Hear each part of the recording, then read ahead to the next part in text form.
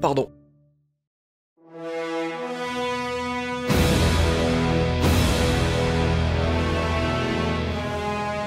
Bonjour à toutes et à tous, bonne année et bienvenue sur Biprod. Aujourd'hui, on va parler d'une pépite des films de super-héros et même mon film préféré de 2021 avec Evangelion 4 et Belle, j'ai nommé Zack Snyder's Justice League. Rappelez-vous des faits. En 2017, alors en pleine post-production, Zack Snyder sera victime d'un drame familial qui n'est nul autre que le décès de sa fille à qui la Snyder Cut sera dédiée. Il part alors auprès de sa famille et Warner lui dit en gros « Tu sais quoi Zack? Comme ta fille est morte, casse-toi. On va mettre Joss Whedon parce que lui au moins il fait des trucs qui rapportent de la thune. » Résultat, le film est raccourci à 2h Toronto pile. Pas de développement, trop d'humour, personnage inintéressant, le film va se faire défoncer aussi bien par les critiques que le public. Il sera également un échec commercial ne rapportant que 600 millions. Pour un budget de 300 millions certes, mais auquel s'ajoutent les 150 millions pour le marketing, les 60 millions pour l'exploitation vidéo et plus de 90 millions de frais, dont la fameuse moustache. Au point qu'en 2020, alors en pleine pandémie, Warner décide de redonner les manettes à Zack Snyder. Bon, pour ce qui est de mon avis, jetez votre copie de la Pourri Cut, foncez au magasin et achetez la Snyder Cut. Ici, aucun élément de la Whedon Cut n'est repris, et ça pour le bien de tous. Snyder aura lui-même confirmé qu'il s'agit d'une chronologie différente de la Whedon Cut, et Jason Momoa, l'acteur d'Aquaman, aura lui-même confirmé que le film sur son personnage se déroule bel et bien après la Snyder Cut. Pour ce qui est du plan technique, l'étalonnage est beaucoup plus sombre, renouant donc avec les deux précédents films, et l'action se fait beaucoup plus violente et percutante. On le ressent également dans la musique, beaucoup plus rock et agressive, où Hans Zimmer a clairement passé la main à Tom Holkenborg alias Junkie XL, connu pour avoir travaillé sur Batman v Superman, et surtout sur ce putain de bon film qu'est Mad Max Fury Road. Pour ce qui est des personnages, Batman s'impose naturellement comme le leader de l'équipe, au point où il demande à tout le monde d'embarquer dans sa navette alors qu'il pourrait y aller beaucoup plus vite par eux-mêmes. Superman ressuscite aux côtés de la Justice League, vêtu du costume noir issu du comics La Mort de Superman, dans une scène qui renouera quelque peu avec les origines christiques du personnage. Wonder Woman nous en apprend beaucoup plus sur le passé des Amazones, d'ailleurs le film profite mieux du fait que Diana soit en quelque sorte le grimoire du groupe. Flash est ici clairement le comic relief de la troupe, et la sous-intrigue avec son père devient beaucoup plus crue. Aquaman par contre est assez peu exploité je trouve, mais bon juste après il devait y avoir son propre film, donc ok. Pour ce qui est de Lois Lane, le film exploite bien mieux le personnage, avec par exemple sa dépression depuis la mort de Clark, parce qu'il allait la demander en mariage quand même, et laisse des pistes pour une suite sur le fait qu'elle serait enceinte. Je trouve le personnage très bien exploité, surtout dans la scène de la résurrection.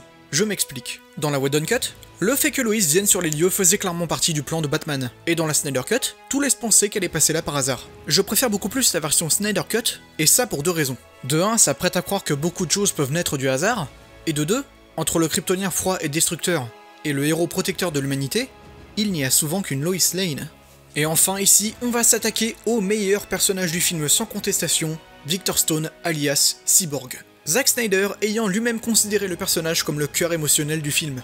D'abord, on en apprend beaucoup plus sur son passé, son don pour l'informatique, son amour du football américain, et évidemment sa relation avec sa mère Elinor, poussant donc très loin la rancœur de Victor envers son père très absent, là où dans la Whedon Cut, la rancœur de Victor envers son père se limitait à « tu as fait de moi un monstre ». Le film se permettant même de mettre en scène l'accident presque mortel de Victor et de sa mère. Possédant également plusieurs scènes dans un monde virtuel montrant les capacités hors normes du personnage, aussi bien capable de contrôler des missiles nucléaires que de rajouter de l'argent sur le compte d'une mère en galère, qui est d'ailleurs à mon sens la scène la plus touchante du film. Et pour ce qui est de Steppenwolf, bah c'est simple, on dirait même pas le même personnage. Non mais sérieusement. Maître, j'ai découvert l'équation d'Antivie. J'ai découvert Twitter. Le format 4/3, bien qu'étonnant au début, est également un bon ajout, le film reprenant les formes des cases des dessins des vieux comics. On a aussi d'autres personnages exclusifs à cette version, comme Iris West, la future femme de Flash, Ryan Choi qui deviendra Atom, Nwidis Vuluko, le mentor d'Aquaman, ou encore le général Swanwick, qui se révélera n'être nul autre que le Martian Manhunter. Ouais, désolé, le limier martien, j'y arrive pas. Et là, on voit déjà un point positif pour la Snyder Cut, c'est qu'elle profite bien mieux du fait qu'elle se passe dans un univers partagé. Et bien sûr, comment parler des personnages inédits sans parler de Darkseid, de son vrai nom Uxas, conquérant, manipulateur émotionnel et discipliné malgré cette rage bouillante qui sommeille en lui. À ses côtés, Desaad son conseiller et surtout Steppenwolf, membre déchu de la planète Apocalypse, essayant de retrouver son honneur perdu en partant à la recherche des boîtes mères, 3 artefacts issus d'une technologie si avancée qu'on pourrait croire à de la sorcellerie. Et pour ce qui est des boîtes mères, elles sont bien mieux utilisées et leurs façons de fonctionner sont bien plus cohérentes. Il est expliqué que les boîtes mères avaient en réalité peur de l'homme d'acier, et que le cri de douleur de Superman était tellement puissant que les boîtes mères les ont entendues aux quatre coins du monde. Désormais, la seule chose connue capable de les séparer avait disparu. Vient plus tard une scène de rassemblement dans la Batcave, où après plusieurs échanges, Diana révèle qu'elle n'a jamais connu un être aussi puissant, excepté Superman. Victor révèle ensuite l'histoire de la boîte mère confiée jadis aux humains, de sa découverte après la Deuxième Guerre mondiale, à sa récupération par son père Silas et son utilisation, révélant que la boîte mère est capable de remonter le temps sur la matière. Et justement, Diana révélant qu'elle n'a jamais connu un être aussi puissant et Victor révélant être reconstruit grâce à la boîte mère, explique parfaitement pourquoi la Justice League doit utiliser la boîte mère pour ramener Superman à la vie.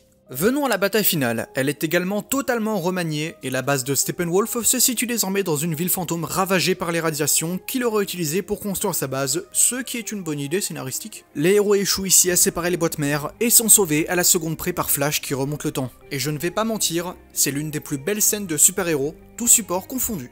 Steppenwolf se fait méchamment harponner par Aquaman, se fait cogner par Superman et sera littéralement décapité par Wonder Woman. Darkseid, bien que foudrage, fait preuve d'humilité face au groupe et décide de ne pas passer le portail.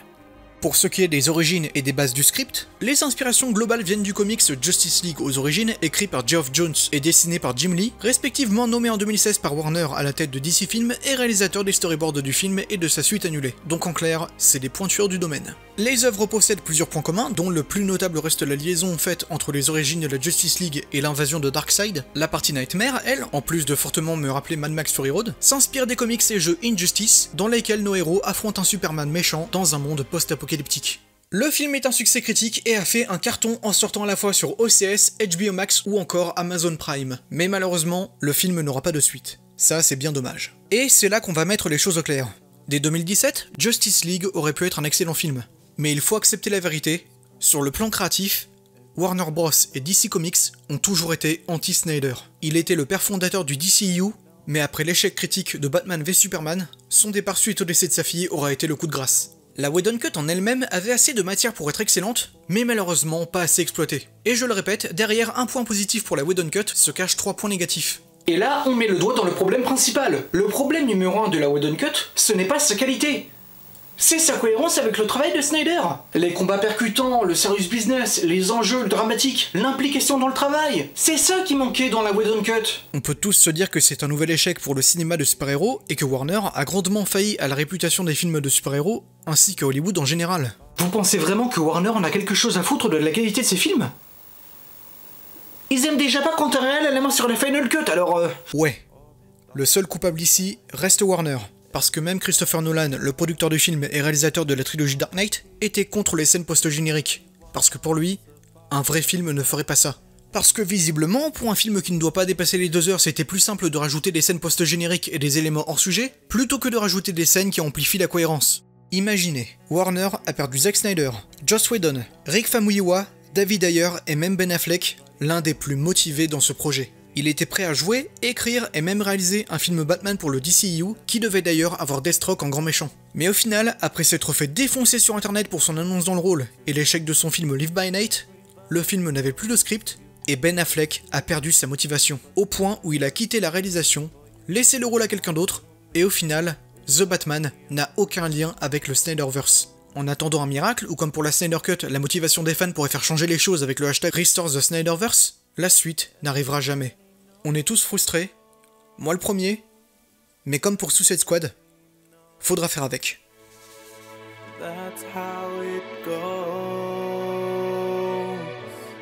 And everybody knows that it's now or never. Everybody knows that it's me or you. And everybody knows